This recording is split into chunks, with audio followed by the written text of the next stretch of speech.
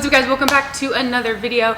Today we got for you some plyometric exercises for jump training. So we got you about 15 to 20 of them. These are not all the plyos out there, and these are not the only exercises you should be doing to increase your jump height and get better at jumping, but these are a large selection of plyos that we love to do.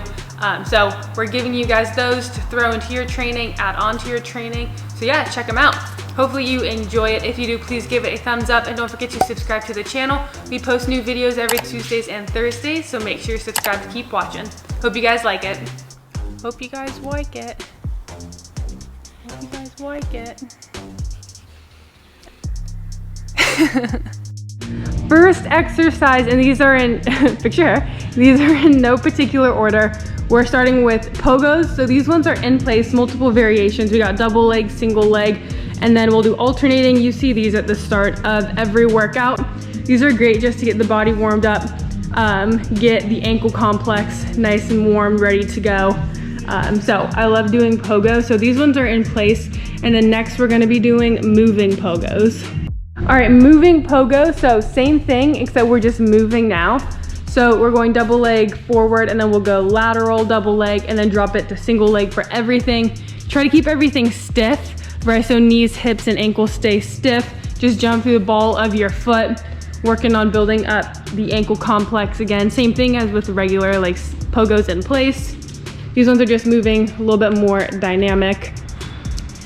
And then we're gonna go single leg lateral, all the way there, all the way back. So lots of different pogo variations that are just gonna be great to warm up and to just build the integrity and foundation of the ankle.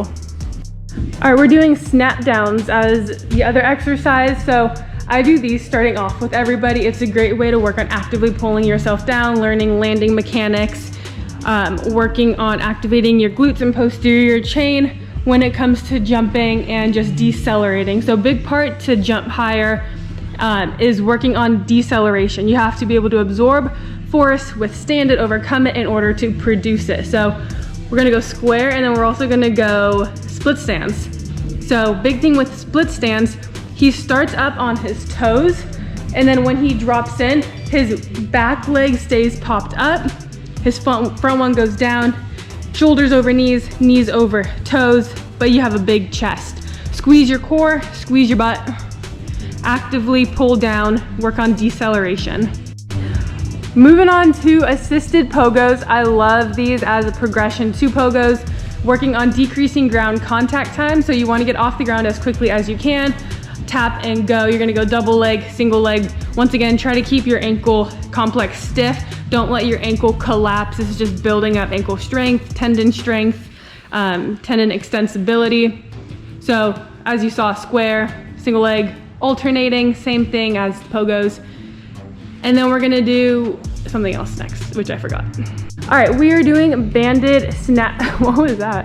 They just had like release. Like, get off the ground a little bit. All right, so redo. We're doing a banded snap to a release. So there's 3 progressions to this. So first one, you're gonna pull yourself down, actively hold it at the bottom in a snap down, and then just release, let the band pull you up a little bit. The next progression, you're gonna do the same start. You're gonna pull yourself down actively, hold it for a second, but this time you're gonna jump up as high as you can out of it, stick the landing. And then the third progression is you're gonna drop in, you're gonna jump up as high as you can, and then you're gonna follow it up with another jump, stick that second one. So it's about producing power multiple times, low ground, or decreasing your ground contact time. Broad jumps are next. So a couple variations. We'll do some max distance broads, jumping out as far as you can. When it comes to these, you want to be able to stick the landing, keep it controlled, or else it's kind of pointless. We'll do another variation where you go low or quick ground contact time, jump and get out. And then same thing, we'll go with vertical jumps. So you're gonna jump up as high as you can. We'll do that a couple times, reset in between each one. And then once again, tap and go, short ground contact, short ground contact time, get up off the ground, producing high levels of force repeatedly. And then same thing, you don't have to demonstrate. Same thing with like lateral jumps working in all planes. All right, so we are doing skips next. I absolutely love skips for jump training, for plyometrics. So 3 variations, just regular skips. We're gonna go skips for height, and then we're gonna go skips for distance. So regular skips, just try to get your body moving a little bit. And when it comes to skips for height, you want to make sure that every single time you're up off the ground, you're getting as high as you possibly can. If you have to take a couple steps in between, you totally can, or you can just go like skip to skip to skip. Same thing with distance, try to get out as far as you can, making horizontal force production, so you're getting out forward. Skips for height, we're getting up high.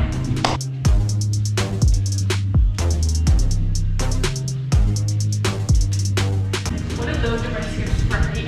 Huh. Some of the kids we train it is.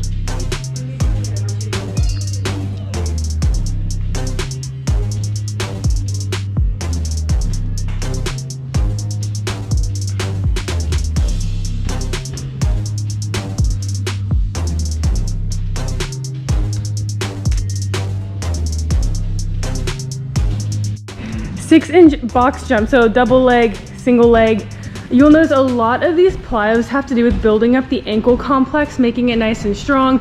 The tendon as well, that's like just a huge part of jumping, jump training, jump plyos, just building up that ankle complex, especially the Achilles tendon.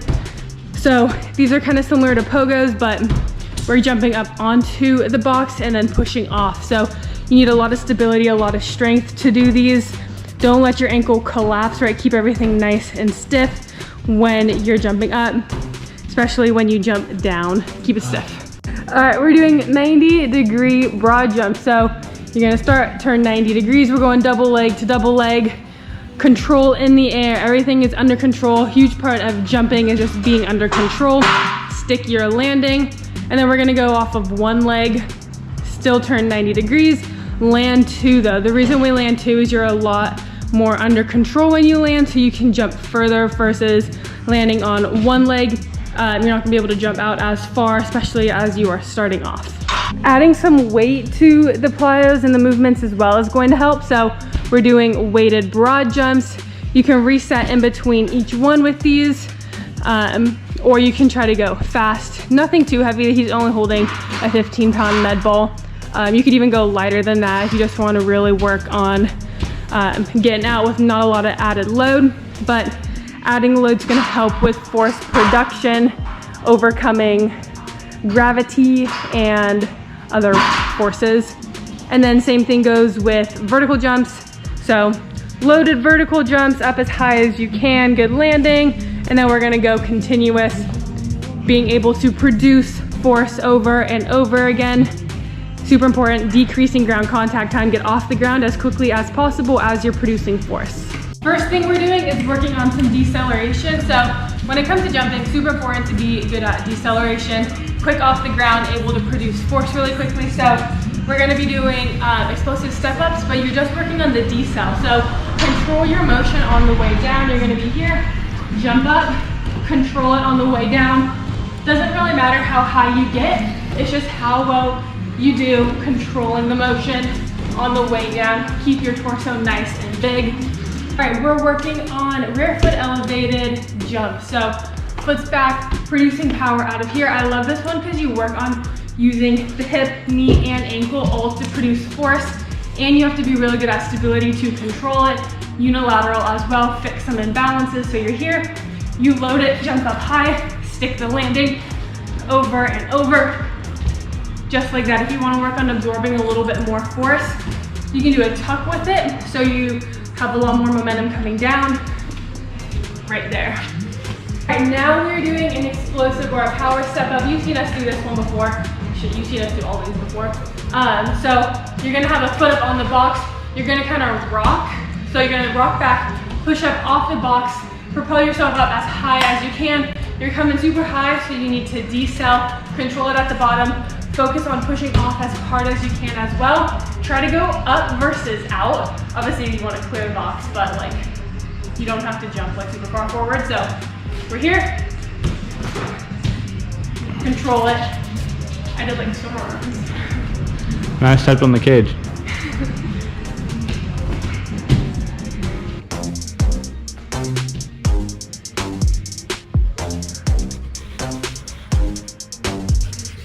gonna hook up. All right, we are doing depth drops and then we're jumping into depth jumps. Okay, so. Oh my God. Starting off, depth drop. So one leg out, arms always up. You go down, land in a snap down, knees over toes, chest over knees. You're gonna go with both legs dropping. You can do double leg, single leg as well. If you're like really proficient at this, do not start off with single leg. And then after we're gonna do some depth drops or depth jumps, you can jump up onto a box or you can just jump up onto the ground here, land, jump. So you can either go for like ground contact time, really quick off the ground, or you can try to go up as high as you can. So quick off the ground, and then up high, you're gonna go here. It's a little bit slower, right? You can't always get off the ground quickly if you're getting super high. So multiple variations. You can also drop in here into a broad jump, do so many different things, working on multi-planar, multi-directional moves from having to decel and absorb off of a higher surface. Obviously, box jumps are going to be great, forcing you to jump high, having to get up to land on a surface. So many different types of box jumps you can do that we do.